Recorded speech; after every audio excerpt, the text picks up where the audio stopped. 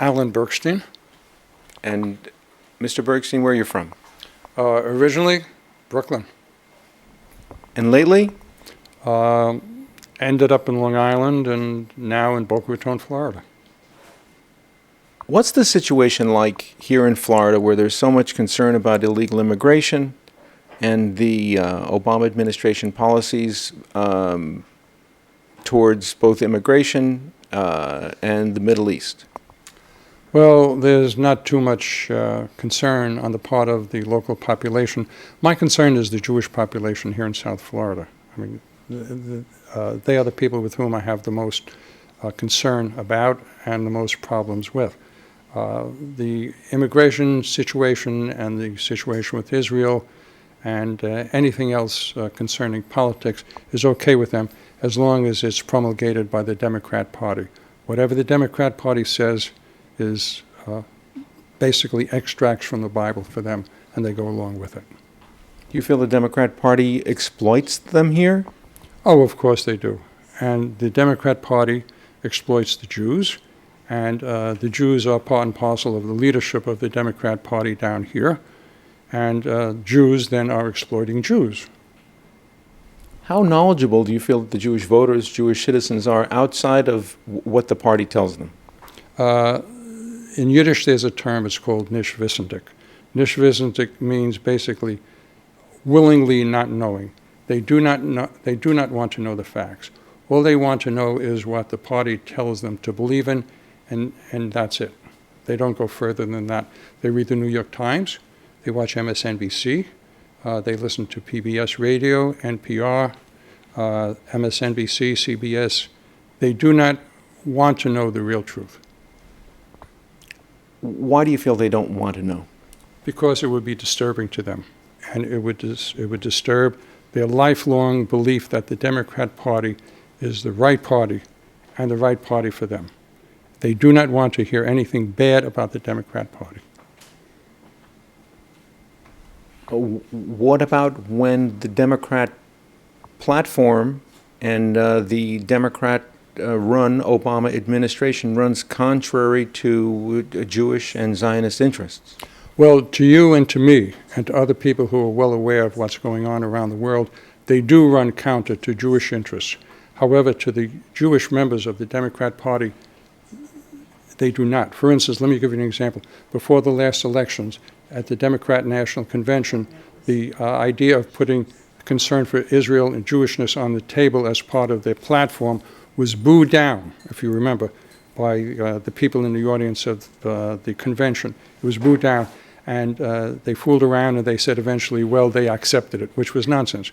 The Democrat Party is totally and completely anti-Israel because Israel now, with Netanyahu speaking out, goes against the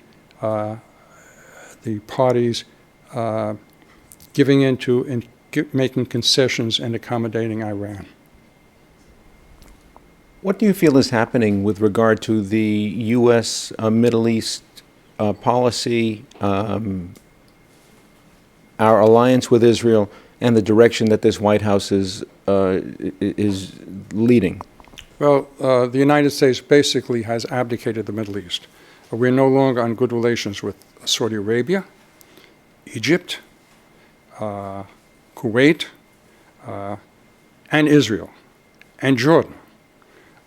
We've given in to the Arabists in the State Department. We've given in to the Islamists around the world in catering to ISIS by not really attacking them. The Taliban, you have Hezbollah, and you have the Palestinian Authority, which is the PLO in Israel. The United States, under Obama's leadership and control and command, has made concessions to them, and they have appeased them to the point where now radical Islam is spreading, not only through the Middle East, but like wildfire through Europe and in this country today as well. What implications will Debbie Wasserman Schultz and those who marched to Obama's drum, or the Democrat Party's drum, have in the 2016 elections? I don't know how Debbie Wasserman Schultz is going to fare. She has popped up against Obama recently, but still she's the head of the Democrat National Committee. She's an elected congresswoman for life in Broward County. She's in there for life. We don't know. We don't know what 2016 is going to bring us. We just have the scandal that just popped up this week with Hillary Clinton and her emails. Will that table her run? We don't know. So who's going to run? I just had a thought this morning as I was coming here to the interview that perhaps Michelle Obama will be the Democrat candidate in 2016. We don't know. We don't know. Mm-hmm. But as far as Debbie Wasserman Schultz and the other Democrats, Ted Deutsch, who was a congressman here, Lois Frankel, they're all part and parcel of the Democrat Party. They don't speak for themselves. They speak the party line. And if the party line is against Netanyahu, they will go against Netanyahu. If it goes against Israel, they will go against Israel. They have no shame because they don't have to have shame. They don't have to speak to the voters. The voters will believe whatever they tell them, no matter what it is. Voters are basically Jewish umbilical cord Democrats. They were born Democrats and they will die Democrats. And whatever the party tells them to do, they will do. It's basically fascistic. Mm-hmm. They'll tell me, I've never voted for a Republican, I never will vote for a Republican. And that's fascist. Mm-hmm. And they are self-delusional fascists. Mm-hmm.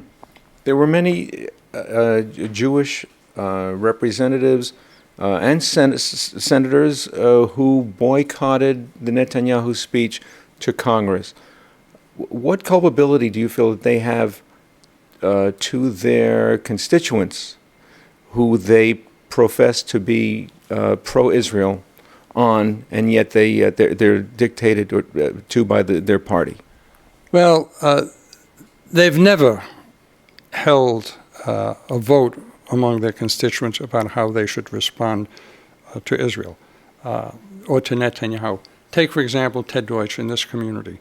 He sent a letter together with Nita Lowey and Israel, Congressman Israel from New York, to Congressman Boehner, complaining about Boehner's inviting Netanyahu to speak in front of the joint session of Congress. They complained that it was a violation of protocol and other such nonsense. They never went to their constituents and said, how do you want us to respond to the Netanyahu visit?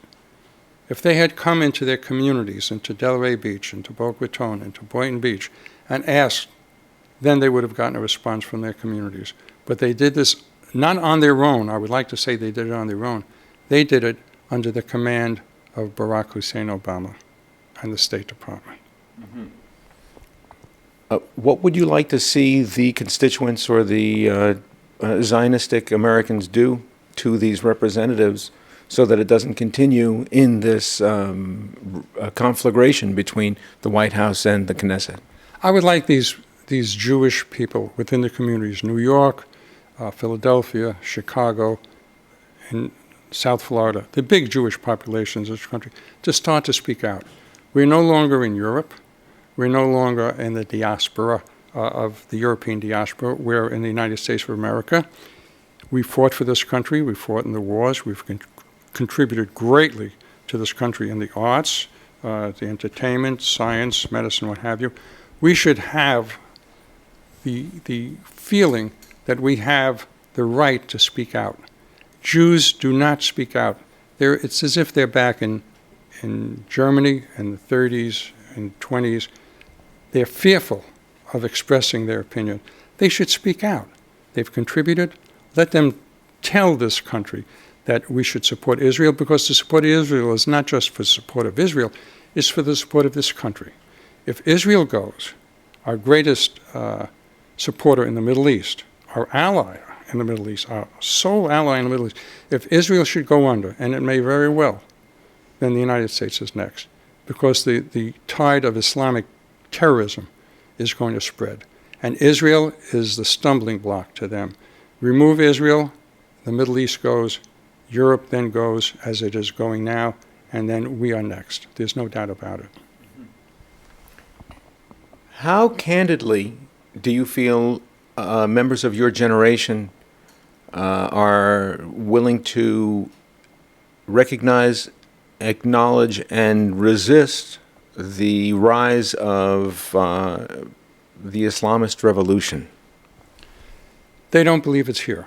Obama told them the Taliban is dead, told them that the ISIS was a junior varsity, and these people believed him because what he says is the truth.